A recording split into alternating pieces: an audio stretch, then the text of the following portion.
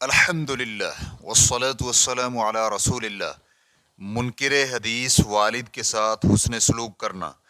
سوال کیا گیا ہے، میں ایک بے دین خاندان میں زندگی بسر کر رہا ہوں جو میرے ساتھ مذاق کرتا اور مجھ پر ظلم کرتا ہے۔ الحمدللہ میں دین پر عمل پیرا ہوں۔ میرے والد صاحب کا اعتقاد ہے کہ وہ احادیث جو قرآن مجید میں پائے جانے والے امور کی شرح کرتی ہیں، مثلا نماز وغیرہ، ان پر عمل کرنا واجب ہے، اور جو امور قرآن مجید میں نہیں، مثلا اجنبی عورت سے مصافحہ کرنا، ان احادیث پر عمل کرنا واجب نہیں۔ اس کے علاوہ بھی والد صاحب کے کئی ایک اعتقادات ہیں۔ مجھے علم ہے کہ والدین کے ساتھ حسن سلوک کرنا واجب ہے۔ کیا میرے لیے اپنے والد کے پیچھے نماز ادا کرنا جائز ہے؟ اگر جواب نفی میں ہو تو کیا میں یہ ظاہر کر سکتا ہوں کہ میں اس کے پیچھے نماز ادا کروں اور بعد میں نماز لوٹا لوں تاکہ والد ناراض نہ ہوں؟ الجواب بعون اللہ سبحانہ وتعالی۔ سائل بھائی جس حالت میں زندگی بسر کر رہا ہے وہ بالفعل ایک مشکل حالت ہے۔ کسی مومن شخص کے لیے ایسے باپ کے ساتھ زندگی بسر کرنا آسان کام نہیں جو ضلالت و گمراہی میں پڑا ہوا ہو اور وہ صحیح منہج اہل سنت والجماعت کا مسلک اختیار نہ کرے بلکہ کسی اور مسلک پر عمل پیرا ہو۔ لیکن مسلمان کو اس طرح کے والد کے متعلق صبر و تحمل سے کام لیتے ہوئے اجر و ثواب کی نیت رکھنی چاہیے،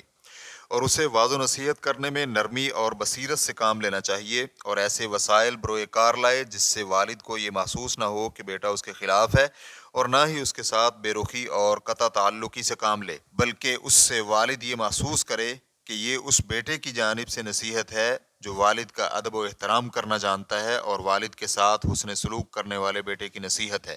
اور اس کے ساتھ شفقت کے ساتھ پیش آنے والا ہے، جیسا کہ ابراہیم علیہ السلام کی جانب سے والد کو تبلیغ کے وقت ہوا تھا۔ اللہ سبحانہ وتعالی کا ارشاد ہے، وَاذْكُرْ فِي الْكِتَابِ إِبْرَاهِيمَ إِنَّهُ كَانَ صِدِّيقًا نَبِيًّا إِذْ قَالَ لِأَبِيهِ يَا أَبَتِ لِمَ تَعْبُدُ مَا لَا يَسْمَعُ وَلَا يُبْصِرُ وَلَا يُغْنِي عَنْكَ شَيْئًا يَا أَبَتِ إِنِّي قَدْ جَاءَنِي مِنَ الْعِلْمِ مَا لَمْ يَأْتِكَ فَاتَّبِعْنِي أَهْدِكَ صِرَاطًا سَوِيًّا يَا أَبَتِ لَا تَعْبُدِ الشَّيْطَانَ إِنَّ الشَّيْطَانَ كَانَ لِلرَّحْمَنِ عَصِيًّا يَا أَبَتِ إِنِّي أَخَافُ أَن يَمَسَّكَ عَذَابٌ مِّنَ الرَّحْمَنِ فَتَكُونَ لِلشَّيْطَانِ وَلِيًّا قال أراغب أنت عن آلهتي يا إبراهيم لئن لم تنته لأرجمنك واهجرني مليا قال سلام عليك سأستغفر لك ربي إنه كان بي حفيا۔ اور اس کتاب میں ابراہیم علیہ السلام کا قصہ بیان کریں، بے شک وہ بڑی سچائی والے نبی تھے، جبکہ انہوں نے اپنے باپ سے کہا، اے ابا جان، آپ ان کی پوجا پاٹ کیوں کر رہے ہیں جو نہ تو سنتے ہیں اور نہ دیکھتے ہیں، نہ آپ کو کچھ نفع اور نہ فائدہ دے سکتے ہیں؟ میرے مہربان ابا جان، آپ دیکھیے میرے پاس وہ علم آیا ہے جو آپ کے پاس آیا ہی نہیں، تو آپ میری ہی مانیں، میں بالکل سیدھی راہ کی طرف آپ کی رہنمائی کروں گا۔ میرے پیارے ابا جان، آپ شیطان کی پرستش سے باز آ جائیں، شیطان تو رحم و کرم والے اللہ کا بڑا ہی نافرمان ہے۔ ابا جان، مجھے خوف لگا ہوا ہے کہ کہیں آپ پر کوئی عذاب الہی نہ آ پڑے کہ آپ شیطان کے ساتھ بن جائیں۔ اس نے جواب دیا کہ اے ابراہیم، کیا تو ہمارے معبودوں سے روگردانی کر رہا ہے؟ سن لو، اگر تو باز نہ آیا تو میں تجھے پتھروں سے مار کر ہلاک کر دوں گا، جا ایک مدت دراز تک مجھ سے الگ رہو۔ اس نے کہا، اچھا تم پر سلامتی ہو، میں تو اپنے پروردگار سے تمہاری بخشش کی دعا کرتا رہوں گا، وہ مجھ پر حد درجہ مہربان ہے۔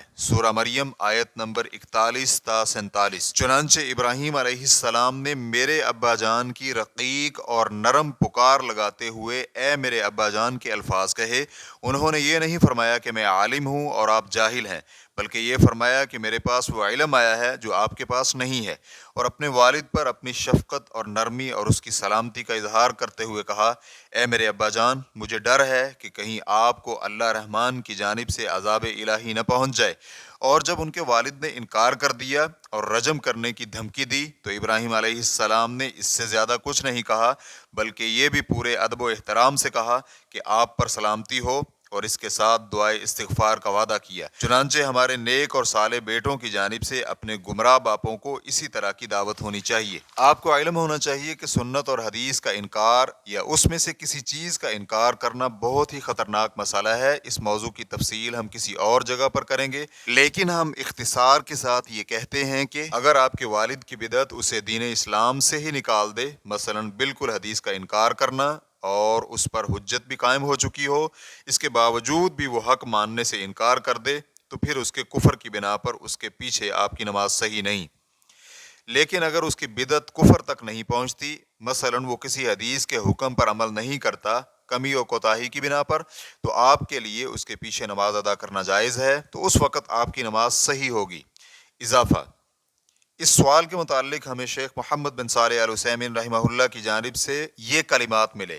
بعض اوقات انکار تعویل ہوتا ہے اور بعض اوقات انکار جہد، چنانچہ اگر انکار جہد ہو، یعنی وہ یہ کہے کہ جی ہاں مجھے علم ہے کہ رسول کریم صلی اللہ علیہ وآلہ وسلم کا یہ فرمان ہے، لیکن میں اسے نہیں مانتا اور نہ ہی قبول کرتا ہوں، تو اگر ایسا ہو تو وہ کافر اور اسلام سے مرتد ہے اور اس کے پیچھے نماز ادا کرنا جائز نہیں۔ اور اگر اس کا انکار تعویل ہو تو پھر دیکھا جائے گا کہ اگر تو اس کی تعویل اس کی محتمل ہو جو لغت جائز کرتی ہے اور مصادر شریعت اور اس کے موارد جانتے ہیں، تو یہ شخص کافر نہیں ہوگا بلکہ یہ بدعتیوں میں شامل ہوتا ہے۔ اگر اس کا قول بدعتی ہو تو اس کے پیچھے نماز ادا کی جائے گی، لیکن اگر اس کے پیچھے نماز ترک کرنے میں کوئی مصلحت ہو کہ وہ اپنی بدعت سے باز آ جائے اور معاملات میں دوبارہ سوچ و بچار کرے، تو اس کے پیچھے نماز ادا نہ کی جائے۔ اس باب کی صورتحال یہ ہے کہ وہ بعض احادیث جو قرآن مجید کے موافق اور اس کی شرح کرتی ہیں ان کا اقرار کرتا ہے، لیکن اسی وقت وہ دوسری قسم کا انکار کرتا ہے جو قرآن مجید سے زائد ہے۔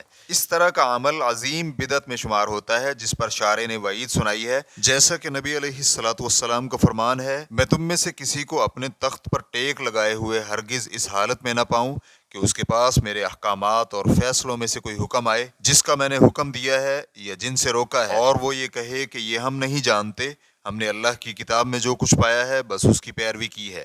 ریفرنس کے لیے دیکھیے سنن ابی داؤد حدیث نمبر 4605، اور علامہ البانی رحمہ اللہ نے اس کو صحیح قرار دیا ہے۔ چنانچہ یہ بہت بڑی بدعت ہے، ایسی بدعت کے مرتکب شخص کے متعلق خدشہ ہے۔ فتوی الشیخ محمد صالح المنجد، واللہ تعالی اعلم۔ اسلام کیو اے ریکارڈنگز، مؤسسۃ الشیخ محمد صالح المنجد، المملکۃ العربیۃ السعودیہ، فتویٰ نمبر 245۔ والسلام علیکم ورحمۃ اللہ وبرکاتہ۔